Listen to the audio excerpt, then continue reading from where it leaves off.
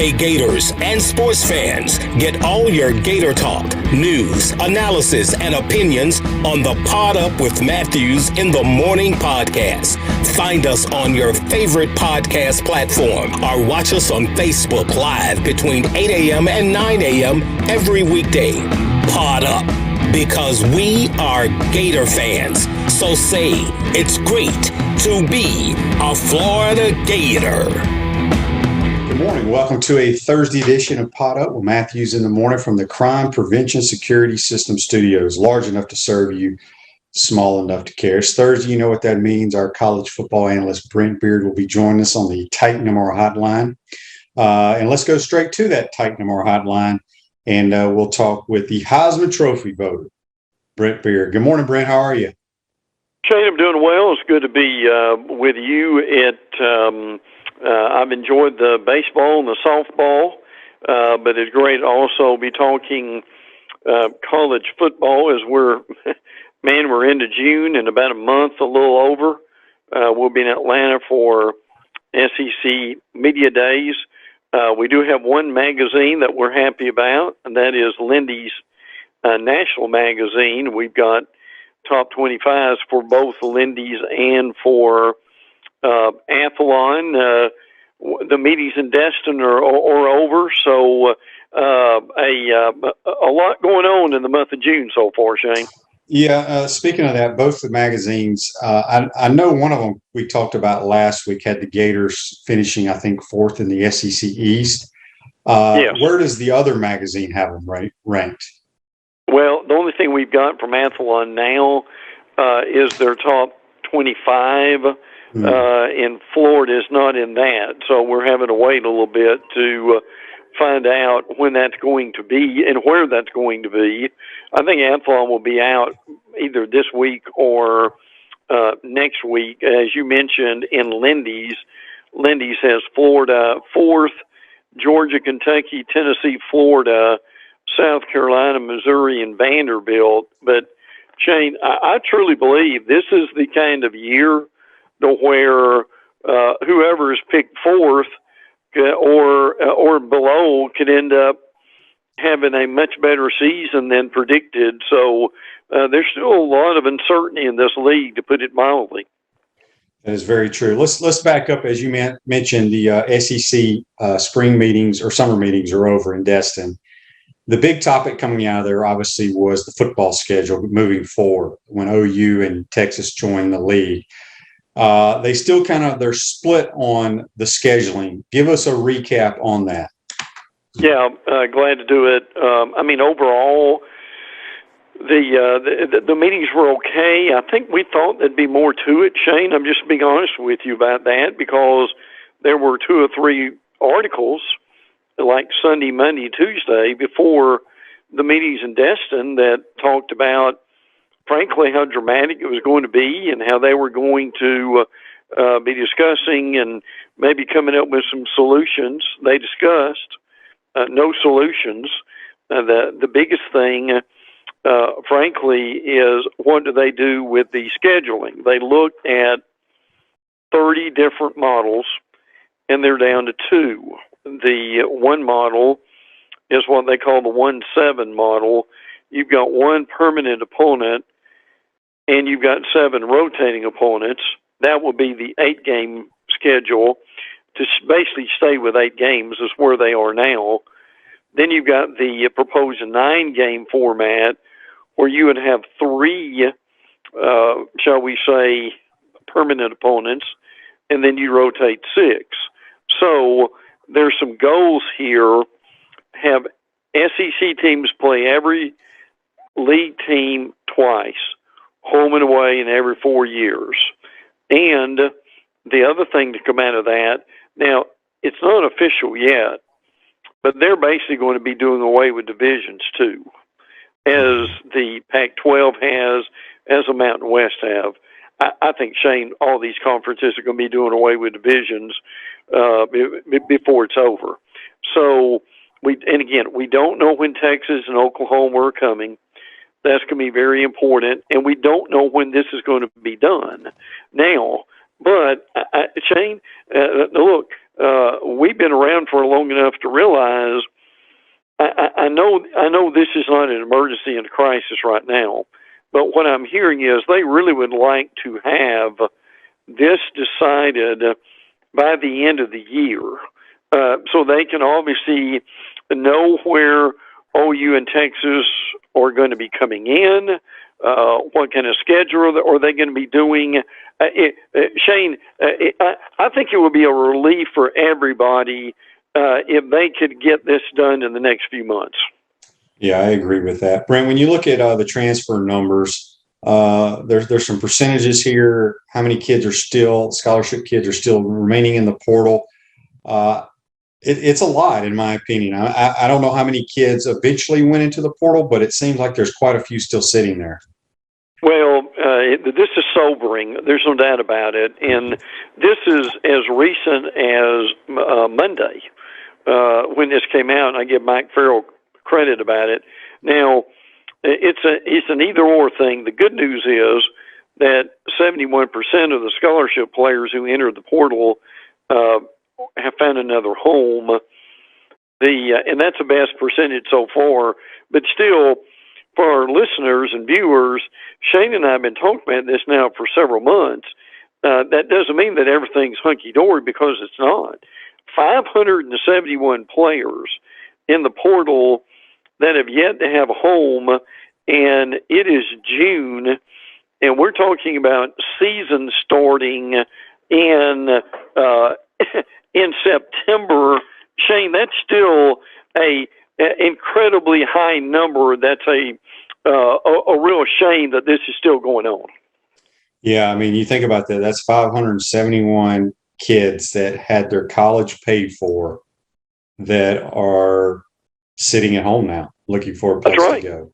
The transfer portal class rankings have come out as well per 24/7 Sports, and I'm not really surprised at some of these teams, but a few of them I am. Yeah. The Southern Cal has zoomed up the rankings on this. Now, actually, what happens here is, and again, how they are able to figure all this out is probably some formula similar to what they do with the recruiting rankings. Now, Ole Miss has been up here for a while. LSU has too. Alabama doesn't have that many, but the ones they've got have been very effective. Boy, Nebraska really needed to be in that top 10, didn't they, Shane? But did it catch your eye that South Carolina, Arkansas, Miami, and FSU are in the top 15? Yeah. The Gators are nowhere to be seen. I don't know what that means, but it was interesting. Are you in the market to buy or sell a home? Doreen Wiebe, a realtor with Caldwell Banker M.M. Parrish, will provide you with fast, friendly, and reliable service. Give her a call today at 352-562-1411 to help your dreams come true. Speaking with Brent Beaird here on the Titan Lamar Hotline, our college football analyst. You can follow Brent on Twitter at Brent Beaird. The College Football Hall of Fame nominees came out, 3 Gators. 2 of my former teammates, Brad Culpepper and Eric Rett, and obviously Tim Tebow. Tim will definitely go in. Eric and Brad have been on the ballot for several years. Brendan, is there a time limit on this being on the ballot? Are you aware of that at all? Well, I'm a voter. So, yes, they actually give us, and I'm going to go back and double check that, but we've got about 2 or 3 weeks at least to get this in. So, but when you've got as many people on the ballot as they do, it takes a while to think about where some of this is. But I mean, I'm with you. Tebow will go in. There's no question about that. Now, you've got Michael Bishop of Kansas State, Eric Berry of Tennessee, is among the group. Ray Lewis of Miami, I think he will go in. And another part of this is the coaches. You've got a certain amount of players you vote for. You've got a certain amount of coaches and that's something like of all the coaches here, we get like 2 that we vote for in Division One. Now Larry Coker is up for going, who is at Miami, and also UTSA. Georgia coach Mark Richt is up immediately. Paul Johnson of Georgia Tech, who look, he didn't have the record that say a Mark Richt would have, but he did a good job, I think, at Tech and turned around that a little bit. And then Frank Solich, who did a good job in Nebraska and also at Ohio. So this is a big deal in a lot of ways. And Shane, the problem is they've, and I get it, they've got so many guys on the ballot that I can see how some of them end up having to wait several years to get in.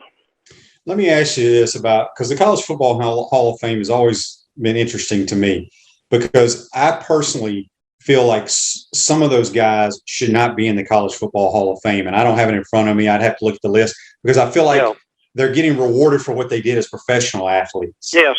Does that play into it, Brent? Well, I think so. Listen, that's an astute comment, because I'm going to say yes. I truly think that it does. I think what happens is a lot of people forget what kind of college career these guys had, because they're so transfixed on how they did with the NFL. Mm-hmm. And some of them, Shane, think that, okay, he really did well in the NFL, or maybe he didn't do well in the NFL, and when his college career is just the opposite. So, no, I think oftentimes when people are looking at this, that they're thinking whatever he did with his NFL career is going to somehow, and it may be even unconsciously, influence them when they actually make their vote. Yeah, I'd have to look at the list of people that have gotten in, because it's always, every time I look at it and see he goes in, I'm like, look, I follow both NFL and college. That guy was not that great of a college player, but he turned out to be a great NFL player, or had the stats, and so he gets in. And I'm just looking at some of the list here. I don't remember Tony Gonzalez doing anything at Cal as a collegiate player. But hell, he was unbelievable in the NFL, so he's on the ballot. Like Michael Bishop was a really good college player. I don't think he gets into the College Football Hall of Fame, but I'm just looking at this year's nominees, and I'd like to go back and look at that. But there's been some people that have been voted in, and I'm like, look, they were a hell of a pro player, but in college they didn't do a whole lot. And so anyway, I'm just curious about that. So how many players can you vote for? There are, and I'll put it like this: there are Division I players and coaches, and then there are lower division players and coaches. And Shane, I'll be very honest with you. There are a lot of the lower division coaches and players that people aren't real familiar with, and that's a real struggle. So I'll give you, for instance, there may be as many as I'm going to throw out like 50 players.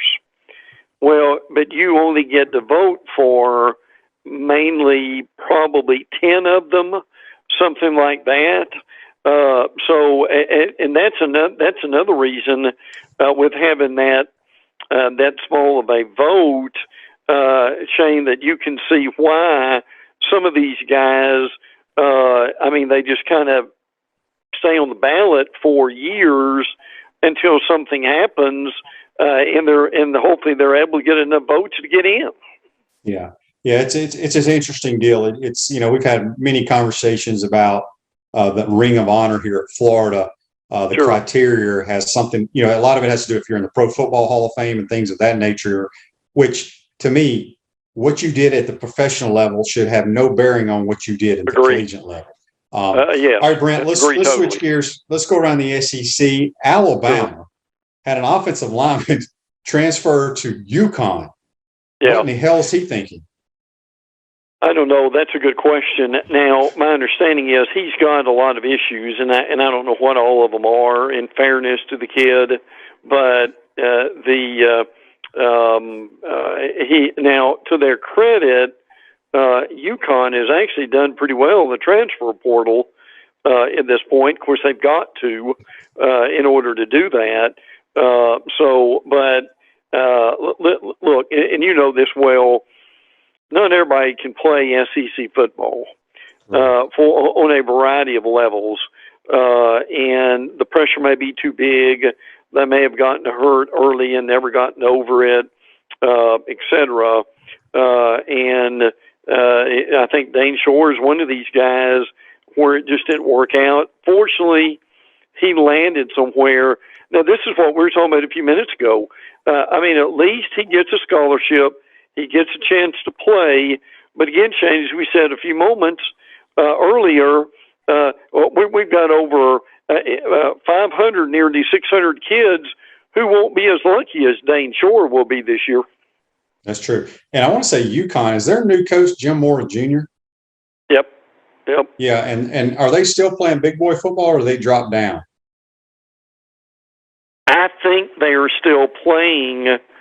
I think they're still playing in Division I. I will. Yeah. I will double check that, but they, in a lot of ways, they have dropped off the map. Well, I just know, I don't know if it's last year or the year before, UConn and UMass played each other, and I don't think either one have won a game in a couple of years.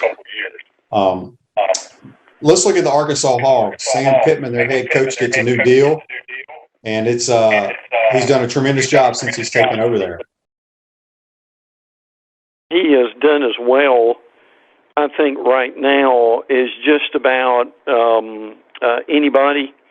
With it now, I looked. By the way, I looked up UConn, and they canceled their 2020 season, and 2021 was their first season as an independent. So, and from what I'm seeing here, they're still an independent. I will double check that to see, but that's what we've got. So I wanted to throw that in there. Now, back to Pittman. Pittman is, and we've got, Shane and I share notes together, and when you look at what his contract is, he got a raise in pay, got an extended contract. He deserves both. But Shane, how about this? If you, and I think we knew this, but when you see it in print, it really kind of gets your attention. For Arkansas to win 7 games, he gets $250,000 and an extra year added to his contract. So you win 9, and you've got $750,000 extra and another year in your contract. But look, he deserves all that. He has done a tremendous job. He has now got a $5 million base salary. And that's up from $3 million. I tell you, if you're in the SEC West, you get rewarded in a lot of things. So, and again, I mean, Shane, would it surprise you at all with this team coming back that they've got? I mean, it's a tough schedule. We got to remember they play Cincinnati in Labor Day weekend. Then they go to BYU. Those 2 games that would have been easy wins a few years ago are no longer that way. They're still in the SEC West. I mean, Shane, they look, with that schedule, you could argue they could be 7-5 and still had a pretty good year. There's no question. And he, like you said, he's got tons of incentives in this contract. I mean, tons and tons. And he is going to earn every penny. And he probably has the hardest job in all of sports because, like you said, he's done a great job there. But it seems like year in and year out, the Hogs have the #1 most difficult schedule in America. Yeah. And that ain't going to change. It's only going to get harder when OU and Texas join the crew. So, it is. They need to pay him more. And he'll get it as it goes along. Now, Shane, how about this for the Arkansas overall athletic program? The Hogs are the only team to make it to the Super Regionals in baseball and softball, win their bowl game in football, and make the NCAA tournament in men's and women's basketball. Now, I give Sierra Clark credit for that note, but I mean, Shane, listen, when you look at that, that says a lot about their football, not only their football, but their overall athletic program, doesn't it? Yeah, and not to mention, they're probably going to add to that because the NCAA track championships are going on right now, and they're always in the hunt for that. Oh, yes, so, yes. Yeah, they've done a tremendous job with their athletic programs. The Gators have added a junior college wide receiver, Brent. Yes, and I don't know how to pronounce his middle name, so I'm going on Ty Bowman. Is that okay? That sounds good to me. I don't know how to pronounce it either. Yeah. Hey, but Shane, between now and September, I'm sure you will, or at least there'll be a nickname for him. But he's 6'2", 190. He was at Independence Community College, ranked the number 2 overall prep school. Had some offers from Ole Miss, Illinois, and Nebraska. Still has 5 years to play for. Now, I think probably this is kind of an insurance type guy, but I mean, he very well could play and be a pretty good player. They've also got Jordan Herman, who's a JUCO transfer, and they really needed to add and kind of beef up that wide receiver room, and that's what they've done. That's right. We're speaking with Brent Beaird here on the Titan MR Hotline, going through the SEC. LSU, they added a transfer as well, but I wanted to get your thoughts on this because somebody's asked the last couple of days. I think it was referring to Paul Feinbaum's show. Someone, I guess, says that Brian Kelly's a top 5 coach in America. What are your thoughts on Brian Kelly? I think he's a very good coach, and look, he can recruit. There's no question about that.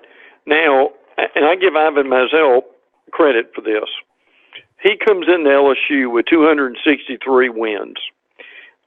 So he trails Nick Saban by 6. So Kelly's 61. Saban is 70. So now I still think Saban coaches another 5 to 7 years. But Kelly is 9 years younger. I think possibly, and look, someone who had more time than you and me is saying that if he averages 9 wins a season, he would catch Joe Paterno's record if he coaches to 78. Now, of course, the reality is at LSU, we both know you better average more than 9. So, but I still say, Shane, if you can beat Newt Rockney's all-time Notre Dame record, that tells me you can do something on the sidelines, doesn't it? Yeah, I'm not a huge fan of his, but I do think he's won everywhere he's been, and I do think he's a really good football coach. It'll be interesting to see his first year in this league how it goes. Brent, I want to get your thoughts. There's a lot of hype, obviously, with Tennessee, with the job Josh Heupel did in year 1. They still lost a bunch of games, but I think it was the way they played with offense with Hendon Hooker. And South Carolina also kind of had the same type year under Shane Beamer. Now they bring in Spencer Rattler. Out of those 2 schools, Tennessee and South Carolina, which one on today, whatever today is, the 8th or 9th of June, which one of those do you think has a better year than they had last year? I still would say Tennessee did. I just thought that and I still think this right now, I think you can depend more on the Tennessee offense with Hendon Hooker and the guys that they've got. Now, what's going to make the difference, though, is can Tennessee improve defensively? Now, I know you saw both of them this year like I did, and South Carolina, I would say, gosh, in November was easily one of the hottest teams in the league, frankly. So if Rattler can come in and he can do anything similar to what Hendon Hooker did at Tennessee, they could really be exciting to watch. Now, our friend Matt Hayes with Saturday Down South, and again, this is probably just preseason stuff, is predicting that Tennessee will either win the Alabama game or the Georgia game. Not sure I buy that, although I have a lot of respect for Matt and what he does. But they would, they're on the right track. I think South Carolina's on the right track. Your point's a good one. This is a crucial year for both those teams. Is can both of them or one of them continue the progress that they made? And Shane, I still say, and I'll say this forever, this is a line of scrimmage and defensive league. I don't care how good we are with 7-on-7, and they both are. And to me, the one that improves the most on the line of scrimmage and also defensively overall, that's a team that can really make some hay in the East. Yeah, when you look at the East, it's intriguing because, you know, we got Florida with Billy Napier, new staff. I think everybody all agrees that the roster is not where it's going to be in a few years after they're done recruiting. But who's going to be that number 2 team behind Georgia in the East? Is it going to be Florida? Is it going to be South Carolina? Is it going to be Kentucky? Is it going to be Tennessee? And I think it's going to be a fascinating year because nobody really knows what to expect from those other teams outside of Georgia. And, you know, I think people, like as Matt Hayes says, he thinks Tennessee can upset one of them. I don't know if Tennessee can or not, but we shall see. You look at the West, it's a bloodbath every week over there, but Alabama is clearly better than everybody else. Can Ole Miss be that second-place team? Or is it A&M with their high-priced roster and their coach who is talking smack, who I think has the most pressure of anybody under him? Let me ask you this, Brent, before we get to your Nuggets. In the West, is there a team outside of Alabama? Who do you think is the next best team or could surprise somebody this year? And I know we're still in June, but I'm just asking your opinion right now.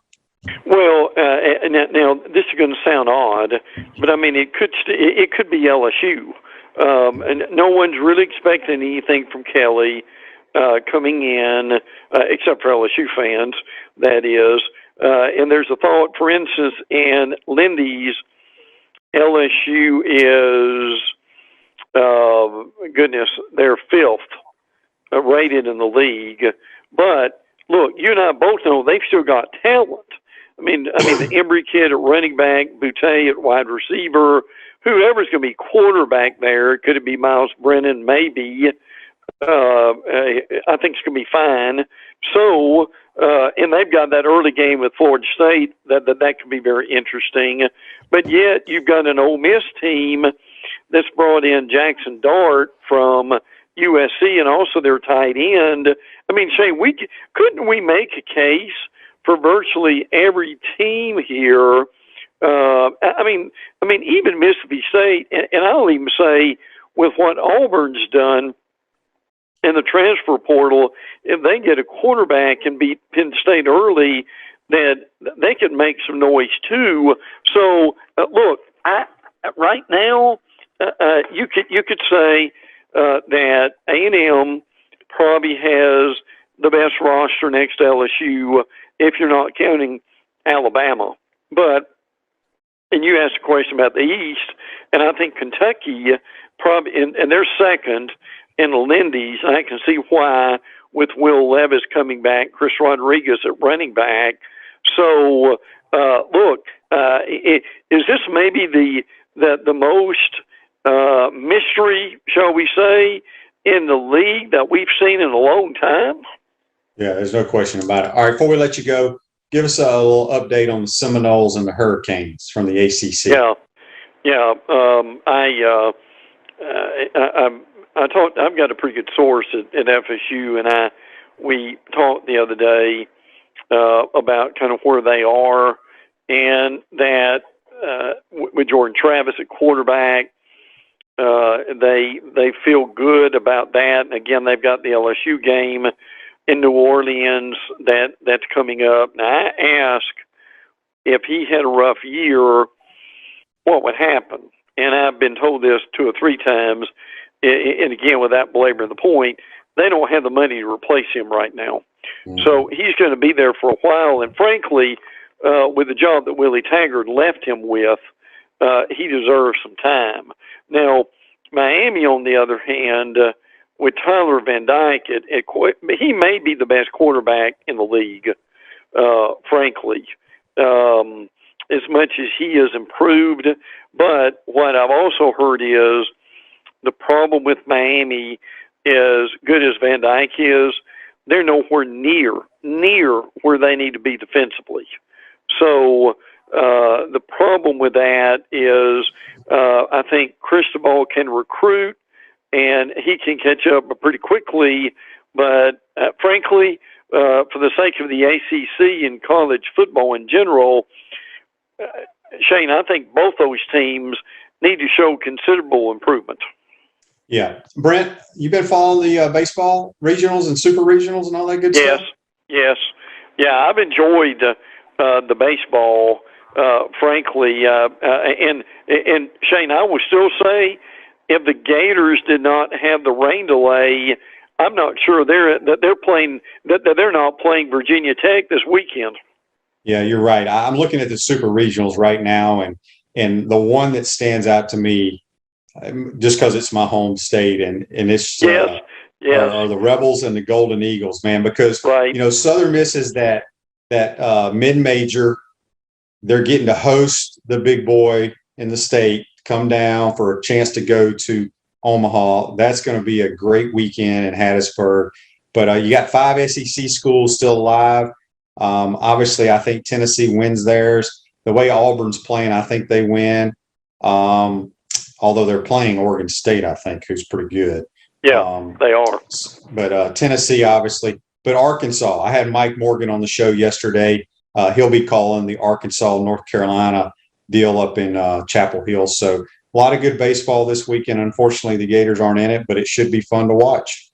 Well, and listen, what you pointed out was what I was going to say, too. You've got an Ole Miss team that it looks like they're scoring 3 touchdowns in the regionals, in scoring 20-something runs, which is amazing. But Shane, I can't imagine what that atmosphere would be as far as listen, is this the biggest game or series at Southern Miss in any sport in years?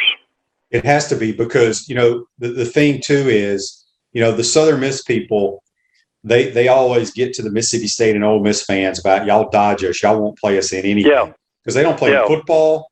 I don't even know if they play them in basketball. But yes, this I didn't grow up a Southern Miss fan. I was an Ole Miss guy, but I'm trying to think about it right now, but it's got to be the biggest moment on campus for that athletic program in the history of the school, because they get to play Ole Miss and what's on the line of going to the College World Series. So you're exactly right. Yeah, it's going to be chaos in Hattiesburg. Brent, great stuff as always, my man. We appreciate your time, and have a great weekend, buddy. You too, bud. Take care. Thanks. Yep, that's Brent Beaird. Join us on the Titan MR hotline. Going to take a timeout, come back, get to your text messages and your Facebook Live messages. You're watching and listening to Pot Up Matthews in the Morning. We want to take this moment to thank all our sponsors who keep the show going and pay the bills. Crime Prevention Security Systems, large enough to serve you, small enough to care. Titan MRI, Gainesville's only locally owned and operated MRI facility. Meldon Law, won't back down. Peachland Dental, Gator Nation's first choice for dentistry in Port Charlotte. Comfort Temp, comfort is our business, peace of mind is our promise. QC Kinetics, Live pain-free with QC Kinetics. Our Gridiron sponsors are Auto ER, UF Bookstores, Celebration Point Town Center, Chris Doring Mortgage, Silverback Concrete Co., Ruse Ogra Agent, State Farm Insurance. Some of our touchdown sponsors are Campus USA Credit Union, Adams Rib Company, Doreen Weeby Realtor, Caldwell Banker, MM Parish, Gator Dominoes, Celebrate Primary Care, GatorBait Media, Ironwood Golf Course, Style Cuts, Big Mills Cheesesteaks. If you are interested in promoting your business on the show, visit potupwithshane.com and click the advertise button. Again, thank you to all the great businesses that support the show. If you like what we are doing here, make sure you follow us and support the businesses that support us. Pro football legend Emmitt Smith understands your joint pain. It does not surprise me that there are a ton of people out there that's in pain. That's why Emmitt is such a proponent of QC Kinetics, offering real lasting joint pain relief with non-surgical, all-natural biologic treatments. Whether it's a joint pain, ankle pain, shoulder pain, neck pain, back pain, hip pain, any kind of pain, the body eventually will break down when it's under that much stress. That stress can cloud your judgment to the point that you'll just say yes to the scalpel or yes to another prescription of pain pills. But maybe it's time for a second opinion from QC Kinetics. The reason why I would recommend this is because the natural biologics that QC Kinetics is providing you gives your body a chance to naturally heal itself. Restorative, regenerative solutions are here. Get lasting relief and live your life. Call QC Kinetics 352-400-4550. That's 352-400-4550. QC Kinetics 352-400-4550. Welcome back to the Crime Prevention Security System Studios, large enough to serve you, small enough to care.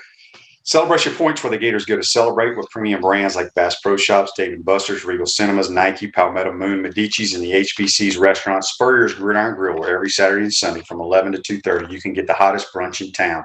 We'll see you at Celebration Point where the Gators go to celebrate.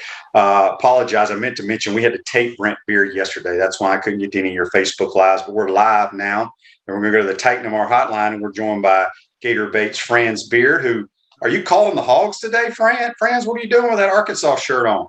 You know, I wear this shirt proudly because in 2008, the week after the Tebow promise, Buddy Martin, Brendan Martin, Martin Cloud, Jim Casey, and I went into Fayetteville for that game.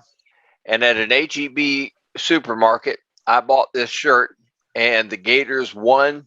And that was the first win on the way to the national championship. They didn't lose again. So I wear this shirt proudly because of that.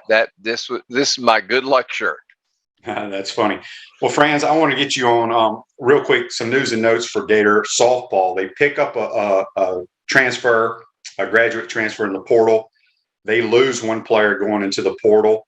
Real quick, we're probably going to see a lot of that in baseball and softball, don't you think? No, Evans, yeah. I think baseball will probably have about 5 or 6 guys transfer out. You've got an incoming class coming in that's outstanding. Baseball's, I think, is going to add some kids in the portal. I know they really would like to get Tommy White, who is the sensational power hitter. He's from St. Petersburg. The kid at NC State? Yeah. But he's coming back. Now, he's a perfect example of what NIL can do because now he can come back to Florida. And you got to understand something, Shane. You know, you only get 11.7 scholarships. That's it. And so you got to figure out your money is based on in-state money.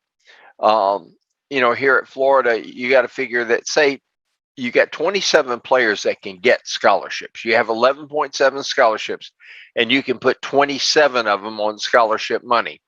That works down to about $8,660 a kid. Okay, it costs $20,000 to go to school here. You get you know about the Pell Grant thing. You got that when you were here. I didn't get no Pell Grant. I didn't get the Pell Grant. You didn't either? Okay. Well, you can get as much as $6,495 there. So, okay, you're at 15,000. We have the cost of attendance, which is another thing that was not available when you were there. And that runs about $5,000 a year. So a kid's got all that. Now if you got some NIL money to come in there, now all of a sudden a kid can live pretty well. School's paid for, he's playing baseball, and let's say he's got $1,000 a month coming in. And I think the collective will do that.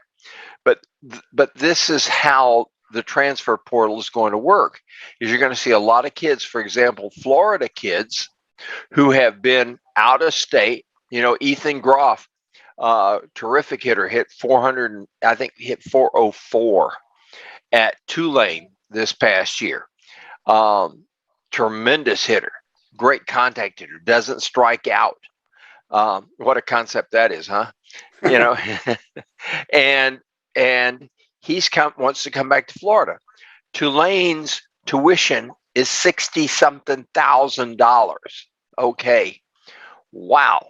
So he comes back here. He's having to pay a lot of money out of pocket to go to school there. He's on scholarship. He's paying money out of pocket. He can come back here to this state and have that same situation as Tommy White, which eases a lot of burden on his parents. And I think you're going to see a lot of that. And I think NIL in that respect is going to be helpful. And you throw in the transfer portal with it, and you're going to have an awful lot of movement. Yeah, I agree. Callie Decker is the young woman that's in the transfer portal now. Someone asked on Facebook Live, brought to you by Melton Law. All right, let's switch gears to football. Obviously, track is still going on, but pretty much all the sports are winding down. It's time now to focus on football. They've had a lot of big boys in on some of their visits. Obviously, the big-time quarterback out of California. What are you hearing, Franz? I am hearing he had a great visit here at Florida. I'm hearing that he is he's on a lot of most likely boards now. Most likely means that he hasn't committed to Florida yet, but the expectation is that is what he is going to be doing. I think that Jaden Rashada is going to be a Gator. I really do. He's the perfect quarterback, I think, for what Billy Napier does, in that he's a legitimate dual threat, but he is not a run first guy. He is a pass first guy that when the pocket breaks down, he has the mobility and the extra gear to get out of trouble and make big yards out of it. But unlike a lot of dual threat guys, he is not a run first dual threat, but he gives you that option. I think that it's going to be Florida or Oregon when it comes down to the final decision. I think Florida is going to have an advantage. First and foremost, I'm not sold on Dan Lanning as a head coach.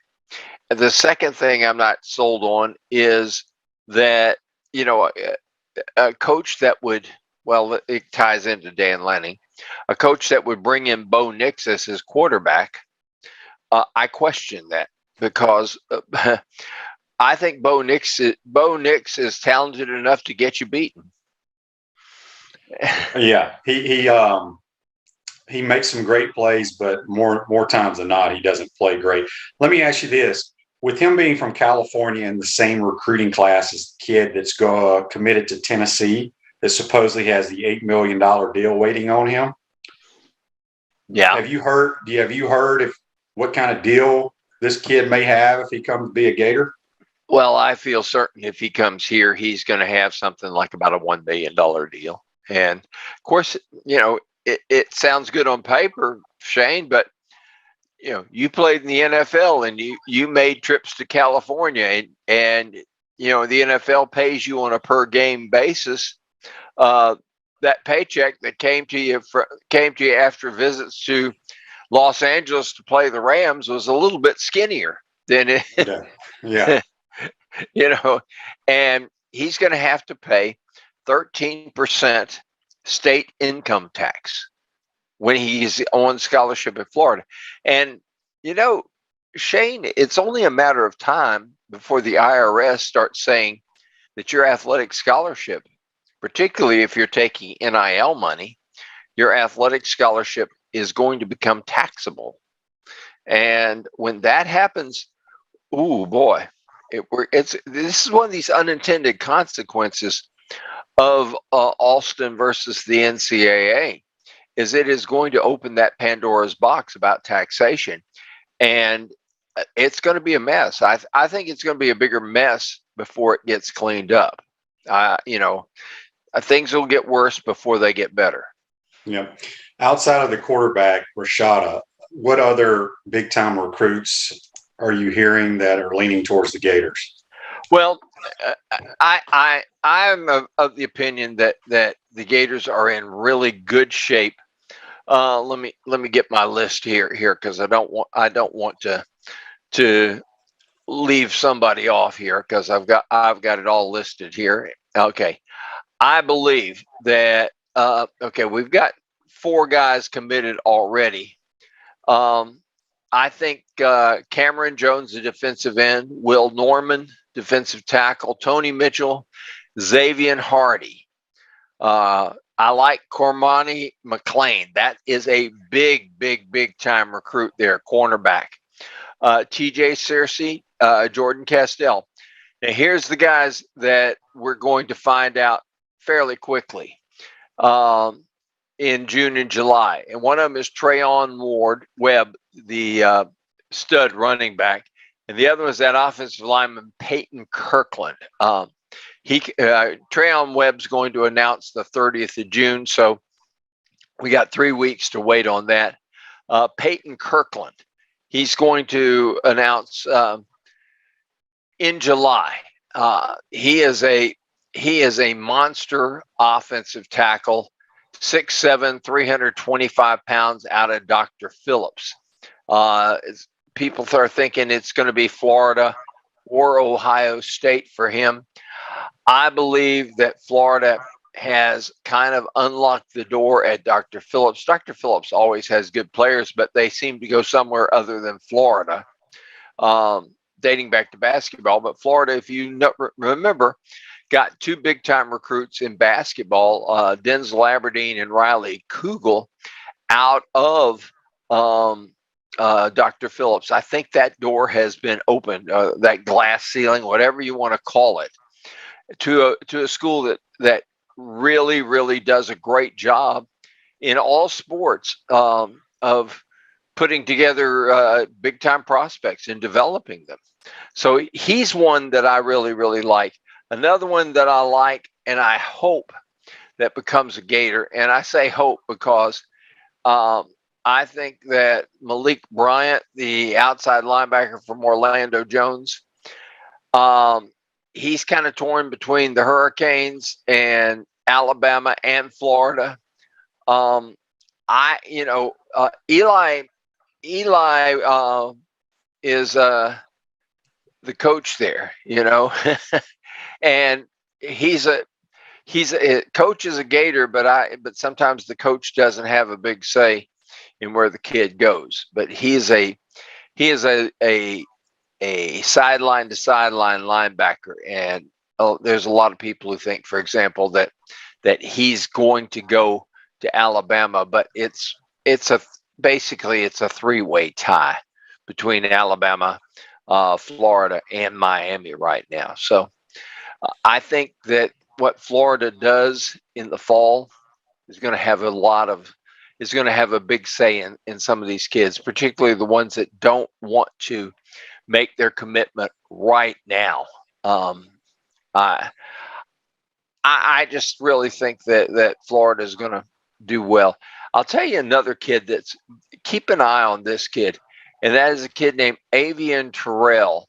Right now, he is verbally committed to Clemson. He is out of Westlake High School in Atlanta. That's the same school that produced Cam Newton, and he is verbally committed to Clemson. But from what I understand, that is a shaky commitment, and Florida could wind up sneaking him away from Dabo. And I think this is one that's going to come down to NIL money, to be honest with you. Last question, because time flies when you're on here, Franz. I could go hours with you. John says on Facebook Live, brought to you by Mellon Law, Cormani McLean just transferred to Lakeland High School, where Ahmad Black is coaching. He's a highly regarded defensive back. What do you hear about him? I think he's on the most likely list. He's big time, and the fact he's going to Lakeland, which has been a pipeline through the years to Florida, and you got to remember something. We've got 3 Lakeland guys on, 4 actually. Demarcus Bowman is one. We've got Lloyd Summerall the third, Finley Graham, and Keon Zipper. We got 4 dreadnoughts on our team already, and I think having Ahmad on the coaching staff there at Lakeland is really a big deal. And the fact that he's transferring there is a good sign for the Gators. But getting him would be huge. And I hate to say it again, this is a guy that I believe it's going to take the NIL money, and this is where the Gator Guard is going to come in there. He's got offers from Alabama and Georgia, FSU, you name it. He's really got a who's who, because he's 6'2" and he's about 180 pounds and can flip his hips. And big, tall, rangy guys with speed like that, they've got, those guys play a long time in the league if they can stay healthy. And I think this kid's got a great future. I like to see. I think he's going to be a Gator. Well, that'll be good news, no question about it. Last thing for you, Franz, the Gator Guard. Obviously, I saw a picture on Twitter with Hugh Hathcock in town and his fancy, I don't know, I think it was a Lamborghini or something. I've had so many people ask me about the Gator Guard. I'm not real familiar with it, but real quick, we got about 2 minutes here. How does our money in the Gator Guard stack up to the other people we're competing against? That's what people always ask me. Well, their goal is to have about $20 million a year available.